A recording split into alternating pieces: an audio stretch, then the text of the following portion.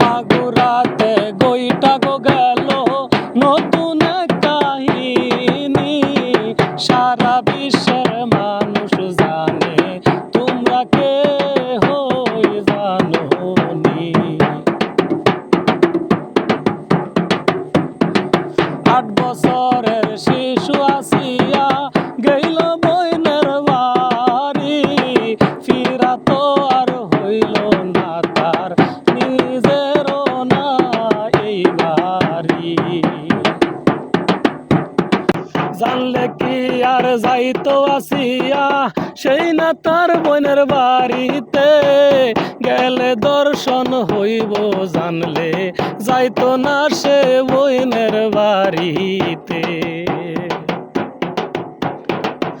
আমি শিল্পী রাসেল মাহমুদ বলি এক কাহিনী, সারা বিশ্ব হইছে গো তুলপার তোমরা কে হই জানোনি।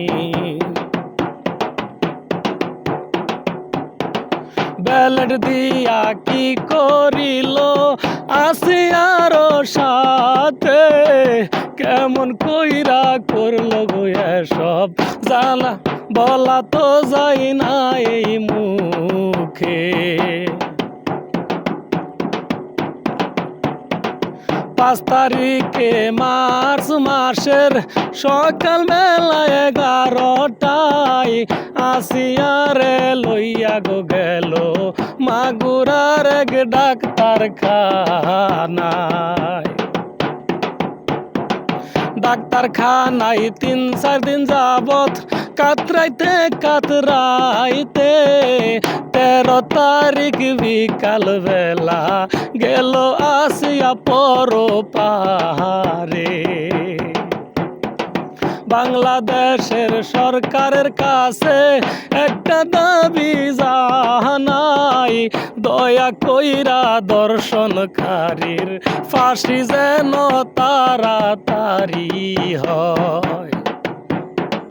কি বলিব মনের গো কথা, প্রাণে লাগে ব্যথা, এমন কাজ কি মানুষ করে, কি বলিব দুঃখের কথা। আসিয়ার মায়ে বর্ণনা দিল টিভি ক্যামেরার সামনে, কেমন কইরা আসিয়ারে দর্শন করলো বলল সকলের সামনে। আসিয়ার মায়ের কথা গো শুই না কান্নায় আসে চোখে, দুঃখ লাগে কষ্ট গো লাগে আমার এই না বুকের মাঝে রে। আসিয়ারও জন্য গো কান্দে সারা বিশ্বের মানুষ, আসিয়ারে মাইরা গো ফালাইলো দর্শনকারী কইরা তারে খুন।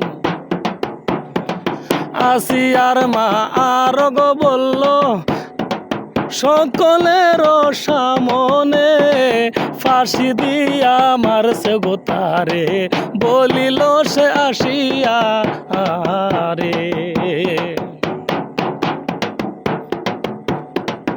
আসিয়া হইল না বালক শিশু, বুঝে না সে কিছু, তবু দর্শনকারী সারলো না এই আসিয়ার পিছু।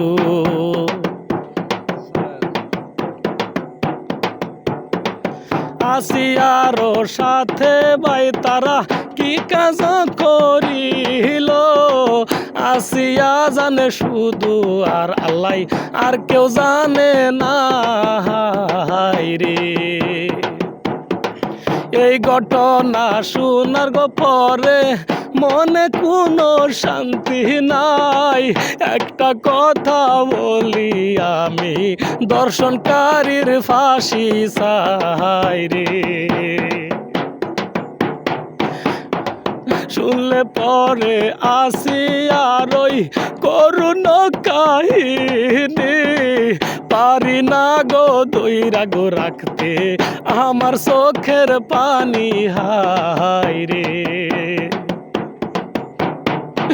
আমি রাসেল কান্দা গো মরি আসিয়ার লাগিয়া দর্শনকারী করলো গো কেমন এমন করিয়া হায় রে।